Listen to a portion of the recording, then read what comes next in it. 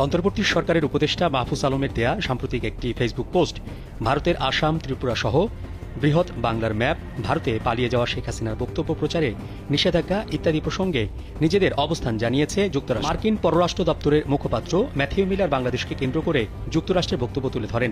আন্দোলনে প্রধান master mind এই মাহফুজ আলম বেকায়দায় পড়ার পর থেকে হাসিনা সরকার তাকে খুঁজছিল। মহাপ্রতাপশালী উপদেষ্টা মাহফুজ আলম, তার কথা, তিনি গৃহযুদ্ধের কথা বলেন, গৃহযুদ্ধের ডাক দেন।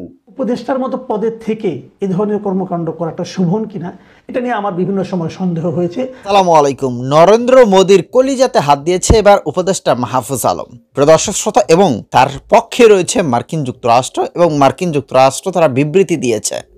উপদেষ্টা মাহফুজ আলম কি পাগল হয়ে গেল কিনা এমন কিছু কথা বলছে পাবলিক, এবং অনেক পাবলিক আবার মাহফুজ আলমের পক্ষে আছে, কেউ বিপক্ষে চলে গিয়েছে। চলেন এই বিষয় নিয়ে সাংবাদিক মাসুদ কামাল তিনি কি বিশ্লেষণ করছেন সেটা আমরা জেনে আসি।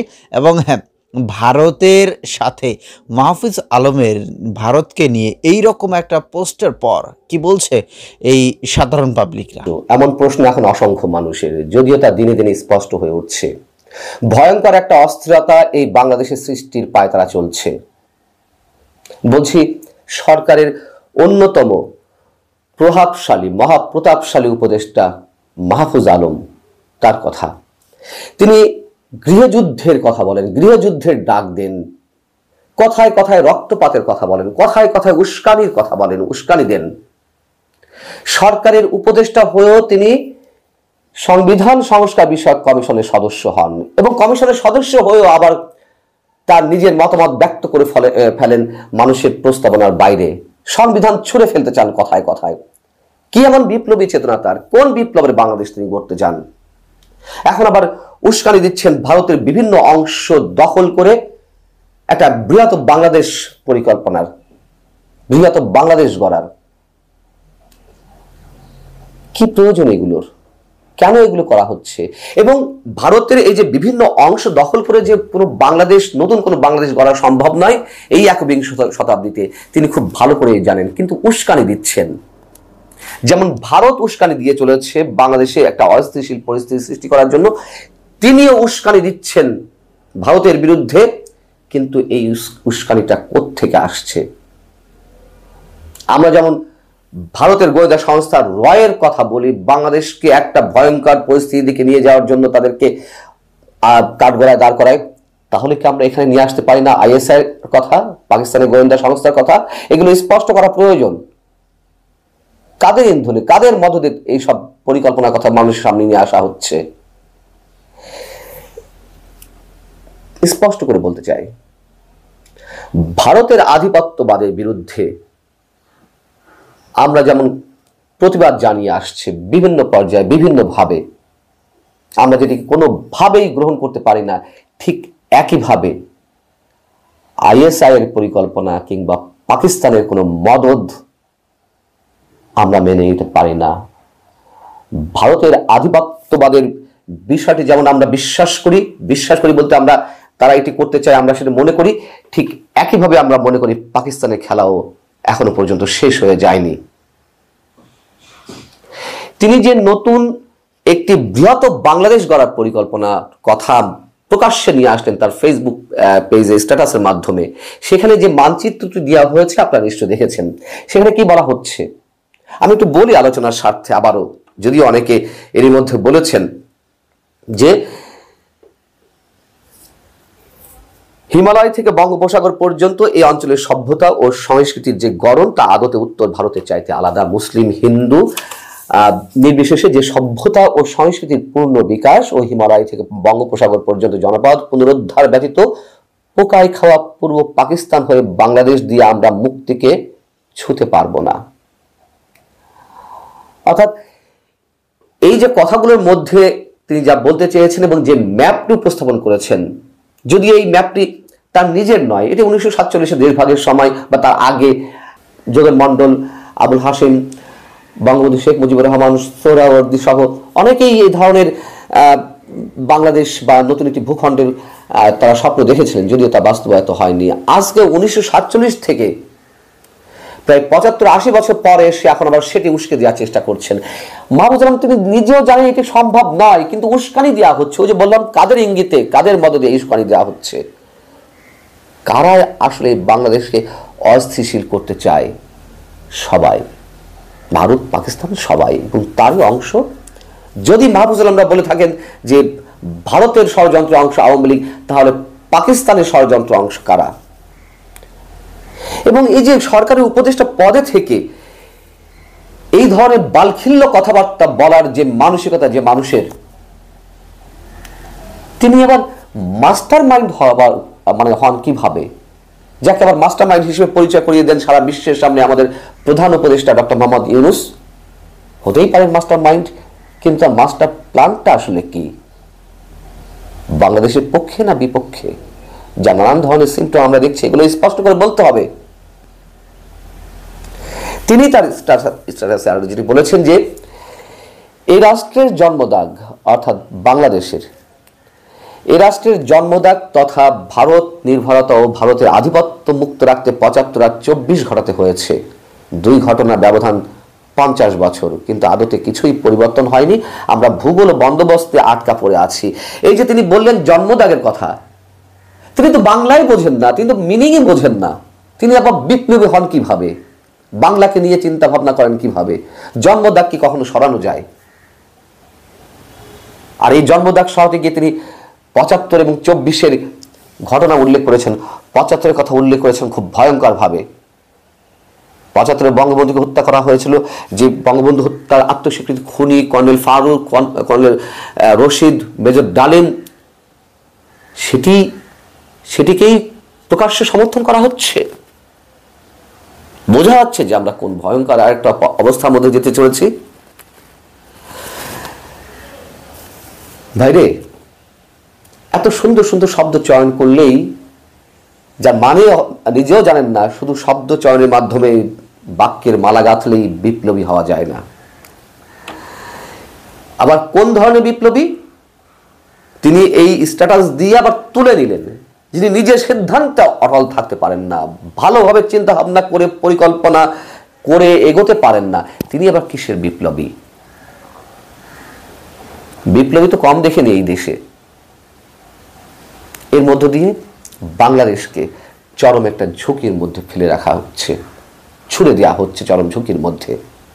এবং ভারত যে চক্রান্ত নিয়ে এগোচ্ছে, সেই চক্রান্তে ঘি ঢালা হচ্ছে আগুন জ্বালাতে।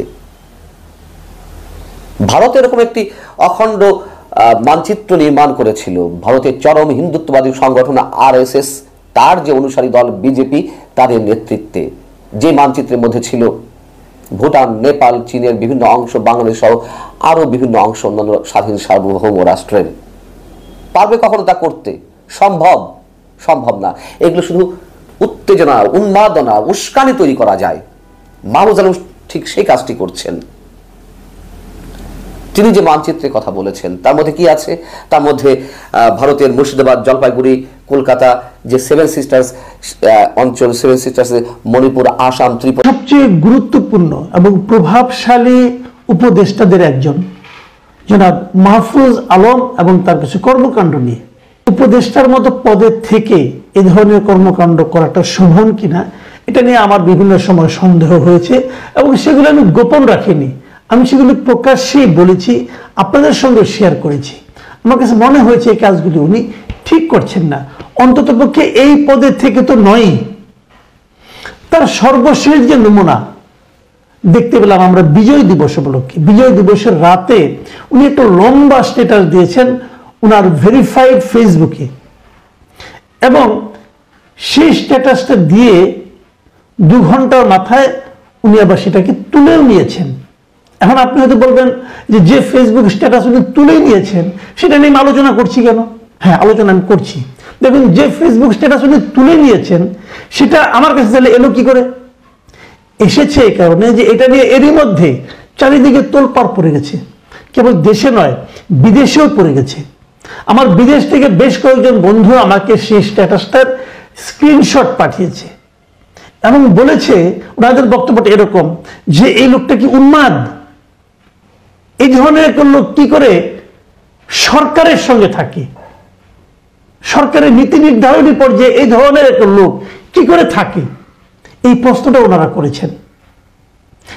কেন তারা এই ধরনের কথা বললেন আমি আপনাদেরকে একটু একটু দেখাতে চাই। বেশ বড় স্ট্যাটাস, সেই স্ট্যাটাসে উনি যেটা বলতে চেয়েছেন মূলত সেই কথাটা হলো যে উনি একটা অখণ্ড বাংলার স্বপ্ন দেখছেন। এটা উনি দেখছেন না, উনি বলছেন যে এটাই আসলে বাংলা ছিল, এটাই ছিল, কিন্তু নানা রকম রাজনীতির কারণে, ভারতের রাজনীতি, পাকিস্তানের রাজনীতি, ব্রিটিশ রাজনীতির কারণে সেটা ভেঙে গেছে এবং সেটা এক সমান হয়নি, একরকম হয়নি, প্রত্যাশার মতো হয়নি, এবং না হওয়ার কারণে আজকে বাংলাটা এরকম খণ্ড বিখণ্ড। এটাকে উনি কি বলেছেন ওনার ভাষায়, বরং আমি আপনাদের টুকটাক একটু একটু করে পড়ে শোনাই। এবং সেই স্ট্যাটাসে যে স্ক্রিনশটগুলো এখন তো মানুষের হাতে হাতে ঘুরছে, সেই স্ক্রিনশট আমার কাছে এসেছে, আমি সেখান থেকে কিছু দেখাচ্ছি আপনাদেরকে। উনি যে জায়গাগুলো লিখেছেন সেটা হলো যে বিজয় এসেছে, বিজয় আসছে আমাদের, তবে সামগ্রিক নয় মুক্তি, সামগ্রিক নয়, মুক্তি এখনো বহুত দূর, মানে উনি বহুত দূরের মুক্তিটা দিকে যেতে চাচ্ছেন। আচ্ছা, উনি কি লিখেছেন শুনেন। হিমালয় থেকে বঙ্গোপসাগর পর্যন্ত এই অঞ্চলে সভ্যতা ও সংস্কৃতির যে গড়ন তা আদতে উত্তর ভারতের চাইতে আলাদা। মুসলিম হিন্দু নির্বিশেষে যে সে সভ্যতা ও সংস্কৃতির পূর্ণ বিকাশ ও হিমালয় থেকে বঙ্গোপসাগর পর্যন্ত জনপদ পুনরুদ্ধার ব্যতীত পোকায় খাওয়া পূর্ব পাকিস্তান হয়ে বাংলাদেশ দিয়ে আমরা মুক্তিকে ছুঁতে পারবো না। তার মানে হলো যে হিমালয় থেকে বঙ্গোপসাগর পর্যন্ত যে জনপদটা আছে এই জনপদটাকে পুনরুদ্ধার করতে হবে, করে একটা দেশ বানাতে হবে। এর সঙ্গে উনি সেই মানে কল্পিত যে একটা ম্যাপ ওটা উনি দিয়েছেন, ওটা অবশ্য ওনার ম্যাপ না, এটা পাকিস্তান আন্দোলনের সময় যখন পাকিস্তান আন্দোলন হচ্ছিল, পাকিস্তান ভারত যখন আন্দোলন 47-এর ঘটনা 1947-এর দিকে, তখন কিন্তু এই ম্যাপটা আমাদের এই দেশে অনেকে দিয়েছে, মৌলানা ভাসানী, যোগেন মন্ডল, আবুল হাসিম, সোহরাওয়ার্দী এবং বঙ্গবন্ধু শেখ মুজিব, তাজউদ্দিন, এরাও এর সঙ্গে ছিল। তারা এই মানে এইভাবে এই ম্যাপটা বিতরণ করছে সবার মাধ্যমে যে এটাই হবে বাংলাদেশের চেহারা। এবং সেই চেহারার মধ্যে কি আছে আমি আপনাদের ম্যাপটা দেখাচ্ছি, আপনারা ম্যাপটা দেখুন। সেই চেহারার মধ্যে আমাদের আজকে বাংলাদেশ আছে, ওদিকে মুর্শিদাবাদ, অত কলিকাতা, এইগুলি জলপাইগুড়ি, এগুলো আছে। এবং ইন্ডিয়ার 7 সিস্টার বলতে যেটাকে বোঝানো হয়, আসাম, ত্রিপুরা, মেঘালয়, হ্যাঁ, এই পুরো এলাকাটা, মণিপুর, এই পুরো এলাকাটা এর সঙ্গে যুক্ত হয়ে পুরো একটা ম্যাপ। এখন এই ম্যাপ কিন্তু কেবল কল্পনায়, মানে এই ম্যাপের রাজনৈতিক এই চেহারা কখনোই ছিল না। এখন মাহফুজ আলম বলছেন যে এই ম্যাপ, মতামত কমেন্টে অবশ্যই লিখবেন। দেখেন, মাহফুজ আলম তিনি যে স্ট্যাটাস দিয়েছেন ঠিক তার 2 ঘন্টা পরেই সেই স্ট্যাটাসটা তিনি ডিলিট করে দিয়েছেন। কারণ তার পদে থাকা অবস্থায়, মানে এরকম একটা পদে থাকার অবস্থায় তিনি যে পোস্টটা দিয়েছেন, এতে কিন্তু ভারতের সাথে বাংলাদেশের একটা সম্পর্ক যেরকম অবস্থাতে রয়েছে, টান টান অবস্থাতে, যে এখনও রশিটা আটকে আছে। তিনি যে পোস্টার দিয়েছিলেন এতে একদম রশি ছিঁড়ে যাওয়ার অবস্থা। তো তাতে ভারত যদি বাংলাদেশে হামলা করে বসে তাহলে কি সেই হামলা ঠেকাতে পারবে মাহফুজ আলম? হ্যাঁ, তিনি স্ট্যাটাস দিয়েছেন হয়তো আবেগের বশে, কারণ নরেন্দ্র মোদী তিনি যে পোস্ট করেছিলেন তারপরেই কিন্তু মাহফুজ আলম এরকম পোস্ট করেছিলেন। কিন্তু তিনি যে মানে তার যে পদে রয়েছেন সে পদ থেকে এরকম পোস্ট দেওয়া আসলেই উচিত হয় নাই, এটা আসলে কোনোভাবেই কাম্য নয়। আশা করছি তিনি হয়তো বুঝতে পেরেছেন বা সাধারণ পাবলিক অনেকে বুঝতে পেরেছেন যে না, এটা আসলে বেশি বেশি হয়ে যাচ্ছে। তো ভালো থাকবেন এবং হ্যাঁ, ভিডিও